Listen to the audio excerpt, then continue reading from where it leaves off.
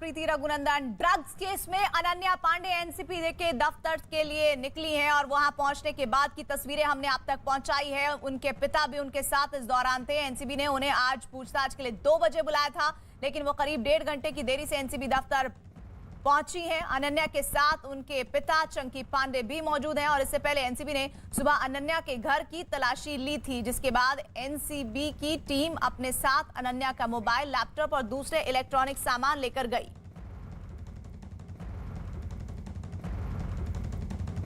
और इस वक्त हमारे साथ हमारे दो सहयोगी आशीष सिंह मुंबई से लाइव एनसीबी दफ्तर से, और एनसीबी दफ्तर से एक और हमारे सहयोगी विवेक गुप्ता जुड़े हुए हैं। विवेक, क्या जानकारी अभी मिल रही है अनन्या से पूछताछ के संबंध में? देखिए प्रीति, अभी आपको बताना चाहेंगे कि अनन्या खान को 2 बजे समन किया गया था ड्रग्स मामले में, और उनकी जो पेशी हुई है 4 बजे अपने पिता चंकी पांडे के साथ मुंबई के जो साउथ मुंबई में अपने कैमरे रमेश बोलो साउथ मुंबई जो नार्कोटिक कंट्रोल ब्यूरो का दफ्तर है, इसी इमारत की 3री मंजिल पर अनन्या पांडे से पूछताछ हो रही है। जो प्रोसेस होता है वो रहता है कि उसमें कुछ पुरुष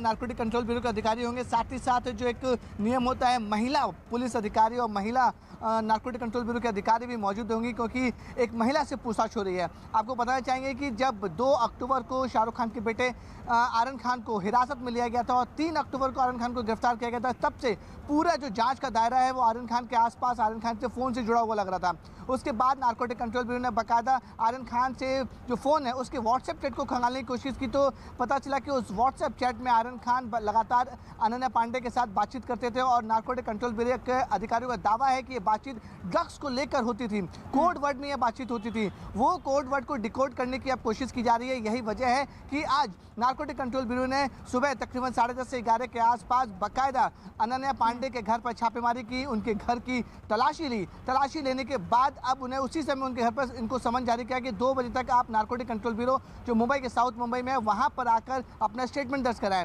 उसके बाद अच्छे दोस्त हैं और दोनों के बीच अगर कोड वर्ड में बात हो रही है तो यानी कि इस पर भी पहले से सहमति होगी कि ड्रग्स की बात हो रही है, तो फिर कोड वर्ड में बात की जाएगी। आशीष जी, इस पूरे मामले की इन्वेस्टिगेशन में कई चीज़ों का अहम पहलू है। जो एविडेंस एनसीबी को मिले हैं उसमें कई व्हाट्सएप चैट्स हैं और कई व्हाट्सएप ग्रुप्स भी हैं। एक आरोपी का जो आर्यन खान है उनके साथ जो है अनन्या पांडे की बातचीत, साथ ही साथ कई कोड वर्ड्स में बताई गई चीज़ें, और इसके द्वारा कहीं ना कहीं अरबाज से की हुई डिमांड, जो आरोपी नंबर 17 है अचित, उससे की गई हुई डिमांड, ये पूरा एक सर्कल है। एनसीबी उसी जो है नेक्सस को एस्टेब्लिश करना चाहती है कि एक सिंडिकेट था जिसमें कई अलग अलग जगहों पे पार्टीज होती थी, कई कोड वर्ड्स तो इस्तेमाल होते थे, कई चीजें इस्तेमाल की जाती थी।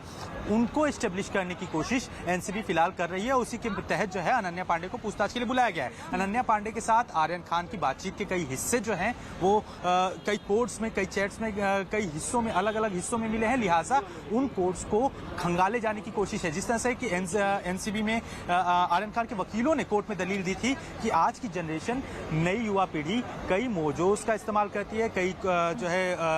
जो सिंबल्स होते हैं उनका इस्तेमाल करती है बातचीत करने के लिए। कई उनकी बातचीत ऐसी होती है जो भले ही संदेहास्पद लगे लेकिन वो किसी मजाक में कही गई होती है, लिहाजा उन्हें गलत तरीके से नहीं लिया जाना चाहिए। ऐसे में इस चीज को इस्टेब्लिश करने की कोशिश एनसीबी कर रही है और कहीं ना कहीं अनन्या पांडे से पूछताछ के दौरान यही चीजों को खंगाला जाएगा कि ये जो बातचीत है वो किस संदर्भ में की गई है, किस बारे में की गई है, कहाँ पे पार्टी होती थी, कौन उसमें शामिल होते थे, आर्यन खान का उसमें क्या इन्वॉल्वमेंट होता था, आर्यन खान से संबंध कैसे थे, किस तरह से संपर्क में आए। ये वो चीजें हैं जिनकी तह खंगालने में इस वक्त एनसीबी जुटी है। उसी के मद्देनजर सबसे पहले अनन्या पांडे के घर पे सर्च ऑपरेशन किया गया कि किसी भी तरह के एविडेंस टैंपर ना हो सके, इससे उनके मोबाइल फोन्स और साथ ही साथ लैपटॉप को जो है वो जब्त कर लिया गया। और इसके बाद जब जो प्रीलिमिनरी पूछताछ की गई उससे जब एनसीबी संतुष्ट नहीं हुई तो उन्होंने समन भेजकर उन्हें एनसीबी के जोनल हेडक्वार्टर में जो है पूछताछ के लिए बुलाया है।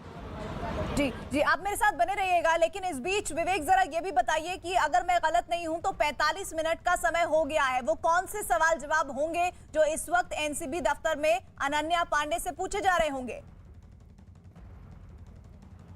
देखिए प्रीति, काफ़ी अहम सवाल अनन्या पांडे से पूछे जाएंगे। जो पहला सवाल ये होगा कि आखिरकार वो आर्यन खान के साथ उनकी दोस्ती कैसे हुई, आर्यन खान के साथ वो कब से जानती हैं, और जिस तरह से व्हाट्सएप चैट जो सबसे अहम सबूत नारकोटिक कंट्रोल ब्यूरो अपना मान रहे हैं इस पूरे केस में, उस व्हाट्सएप चैट में आर्यन खान और अनन्या पांडे किस चीज़ की बात कर रहे हैं। क्योंकि देखिए जो कुछ बातचीत हो रही है वो कोड वर्ड में बातें हो रही हैं, और उस कोड वर्ड को डिकोड करने के लिए बाकायदा अब narcotic control bureau Ananya Pandey से पूछताछ कर रहे हैं। पहला सवाल होगा कि वो आर्यन खान को कब से जानती है और उनकी दोस्ती कब से है। दूसरा सवाल होगा कि अगर आर्यन खान यहाँ पे इंडिया में रहते हैं या फिर अनन्या पांडे इंडिया में, तो वह कहाँ कहाँ पार्टी जाती थी, और कौन कौन से लोग बॉलीवुड के जो बड़े बड़े सेलिब्रिटीज़ के बच्चे कौन कौन से लोग साथ में रहते थे, क्या अनन्या पांडे ने कभी भी ड्रग्स लिया है या नहीं लिया है, उसको लेकर सवाल जवाब जरूर होंगे। यानी कि ये साफ देखा जा रहा है कि narcotic control bureau Ananya Pandey को अच्छी खासी तरीके से ग्रिल करेगी। ये जो ग्रिल होगा वो काफ़ी ज़्यादा परेशान करने वाला होगा अनन्या पांडे को, क्योंकि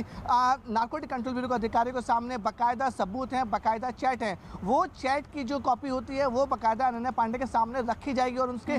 सामने पूछा जाएगा कि ये चैट्स है, ये नंबर आपके हैं, ये चैट्स आपके हैं, इस चैट में जो कोडवर्ड का यूज़ हो रहा है उसका मतलब क्या है। अगर कोडवर्ड में कोई दूसरे का मतलब है तो उससे भी मतलब पूछें। अगर ये ड्रग्स से रिलेटेड नहीं है तो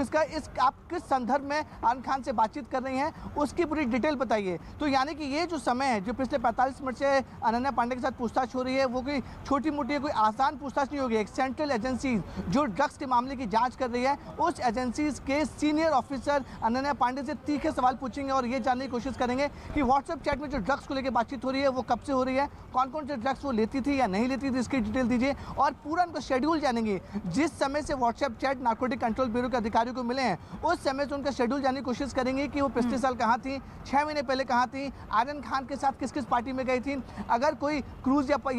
किसी घर पे पार्टी हो रही है तो वहाँ पे कौन कौन आता था, उसको लेकर पूरे तीखे सवाल पूछे जाएंगे अनन्या पांडे से। यानी कि जो आने वाला समय है वो अनन्या पांडे के लिए बहुत मुश्किल होने वाला है, क्योंकि सवाल के जवाब में अनन्या पांडे ही नहीं, अगर हम चैट्स की बात कर रहे हैं तो आर्यन के तो इस इंडस्ट्री में कई दोस्त हैं और ऐसे में उम्मीद आशीष ये की जाने चाहिए कि एनसीबी अनन्या के बाद और भी कई सेलिब्रिटी किड्स पर बातचीत का शिकंजा कस सकती है। जी बिल्कुल प्रीति, इस पूरे मामले में कई चैट सुबह का सामने आए हुए हैं। स्क्रूटनी की गई है, लंबे समय तक स्क्रूटनी की गई है। तकरीबन मान के चलें कि 2 तारीख को जब आर्यन खान को गिरफ्तार किया गया था वहां से लेकर अब तक 20 दिन की स्क्रूटनी के बाद ये पहला समन जो है और पहला एक सर्च ऑपरेशन आज दिखाई पड़ रहा है। इसके बाद कई सितारे हैं, कई व्हाट्सएप ग्रुप्स हैं, उन व्हाट्सएप ग्रुप्स में आर्यन खान के साथ साथ जो है कई बॉलीवुड के सेलिब्रिटीज, कई अपकमिंग स्टार्स, इसके अलावा कई बड़े ब्यूरोक्रेट्स के बच्चे और कई एक्टर एक्ट्रेसेस के बच्चे भी शामिल हैं। लिहाजा उन व्हाट्सएप ग्रुप्स में भी जो मौजूद लोग हैं वो भी संदेह के घेरे में है। लिहाजा ये जो शुरू हुआ है ये दौर काफी लंबा खींचेगा। इसमें और भी कई लोगों से पूछताछ के लिए समन भेजने की तैयारी में एनसीबी है, लेकिन सबसे पहले एविडेंस को स्टेब्लिश करना सबसे जरूरी है। एक ही ग्रुप में अगर कई लोग बात कर रहे हैं तो किस बारे में बात हो रही है, सबसे पहले अगर अनन्या से समझा जा सकेगा तो उसके बाद किसी दूसरे सेलेब से बुला के उसी से भी यही सवाल पूछे जाएंगे। और अगर दोनों के बयान अलग अलग जाते हैं और अलग अलग चीजों का जिक्र होता है तो कहीं ना कहीं जो कॉन्स्पिरेसी है वो स्टेब्लिश कर पाएगी एनसीबी कि ये जो सर्च ऑपरेशन किया गया है, ये जो सारे एविडेंसेस हैं वो कहीं ना कहीं संदेहास्पद हैं और यही केस का ग्राउंड बनेगा। क्योंकि आर्यन खान की बेल की सुनवाई जो है वो हाई कोर्ट में होनी है अगले हफ्ते। ऐसे में एनसीबी को रिप्लाई फाइल करना होगा और नए सिरे से जो इन्वेस्टिगेशन में सारी चीजें आई हैं उन्हें पुटअप करना होगा। ये इन्वेस्टिगेशन का वो पार्ट होगा जो एनसीबी जो है हाई कोर्ट में पुटअप करने